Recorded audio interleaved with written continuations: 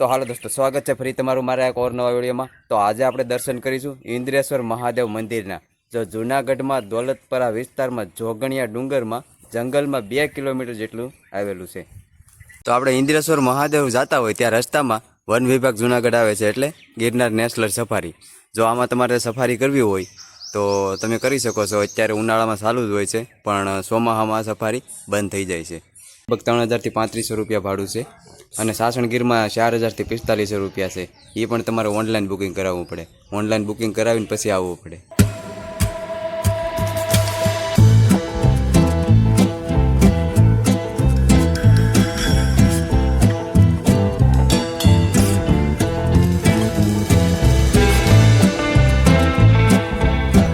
ઇન્દ્રેશ્વર મહાદેવ મંદિરે જવા માટે દોલતપરા ગામમાંથી 2 કિલોમીટર જેટલો રસ્તો છે, અને તે જંગલમાંથી જવું પડે છે।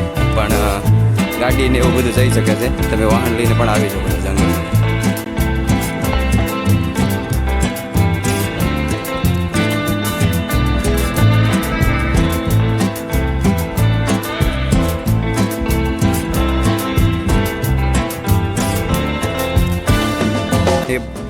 આ જગ્યાએ જો તમે ચોમાસામાં આવો ને તો બહુ એટલે બહુ મજા આવે, કેમ કે આ બધી જગ્યાએ પાણી ભર્યું હોય, આ જગ્યાએથી પાણી જતું હોય આ નદીમાં, અને એ આપણને બહુ મજા આવે છે ચોમાસામાં। એટલે ખાસ કરીને જેમ બને એમ ચોમાસામાં આવવું। જોગણિયા ડુંગરની વચ્ચે આવેલું આ ઇન્દ્રેશ્વર મહાદેવ મંદિરની સુંદરતા કંઈક અલગ જ છે, અને અહીંયા આવી અને તમને આમ શાંતિનો અનુભવ થાય છે, અને બહુ એટલે બહુ મસ્તની જગ્યા છે। અને ચોમાસામાં ખાસ કરીને આ જગ્યાની સુંદરતા કંઈક અલગ જ છે। જે શ્રાવણ મહિનાના સોમવાર આવે છે ને ત્યારે આ જગ્યાએ ભીડ પણ બહુ હોય છે।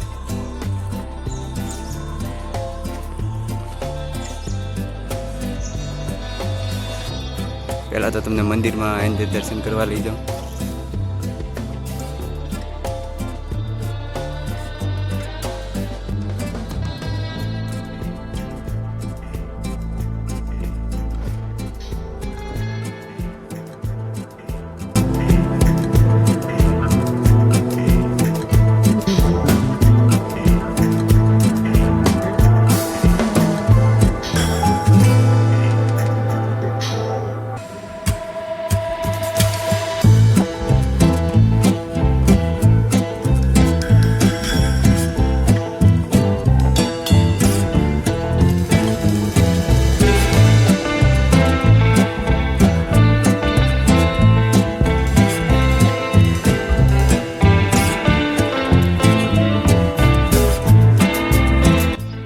જે આ મંદિરની સામે વડલો તમે જોઈ રહ્યા છો ને, આ વડલો નરસિંહ મહેતાએ છાપેલો છે, અને નરસિંહ મહેતા અહીં તપ કરતા, અને ભગવાન ભોળાનાથ નરસિંહ મહેતાને આ જગ્યાએ જ પ્રસન્ન થયા હતા।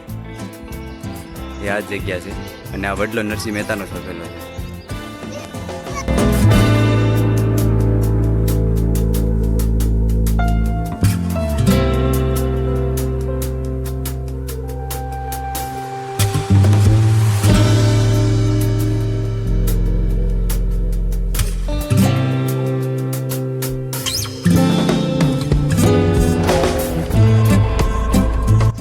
મંદિરની આજુબાજુની જગ્યા પણ બહુ એટલે બહુ સુંદર છે, અને આ જગ્યા સુંદર વધારે ચોમાસામાં દેખાય। તો આ બધેથી પાણી આવતું હોય, કેમ કે ઘણી વખત આ જગ્યાએ હું આવેલો છે, એટલે મને ખબર છે આ જગ્યાએથી બહુ એટલે બહુ પાણી આવતું હોય।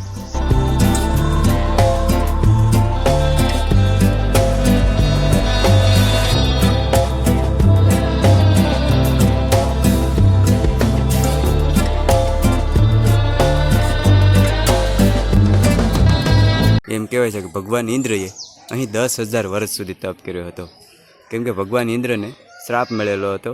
ભગવાન ઇન્દ્રને દેવી અહલ્યા પર કપટ કરવાથી ગૌતમ ઋષિએ શ્રાપ આપેલો હતો કોઢ થવાનો, એટલે અહીંયા 10,000 વર્ષ સુધી ભગવાન ઇન્દ્રએ તપ કર્યો હતો। અને પછી આ જગ્યાએ બાણ મારી અને બાણ ગંગા પ્રગટ કર્યા, એમાં નાવાથી તેનો કોઢ જતો રહ્યો હતો, અને તેઓ દેવલોક પ્રસ્થાન કર્યા હતા।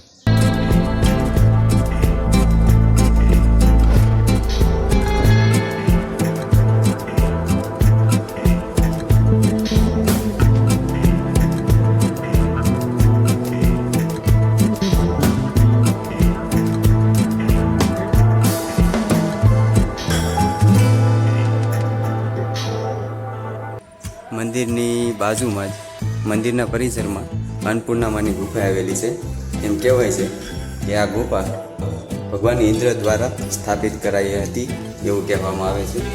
અને અન્નપૂર્ણામાની અહીંયા પૂજા થાય છે.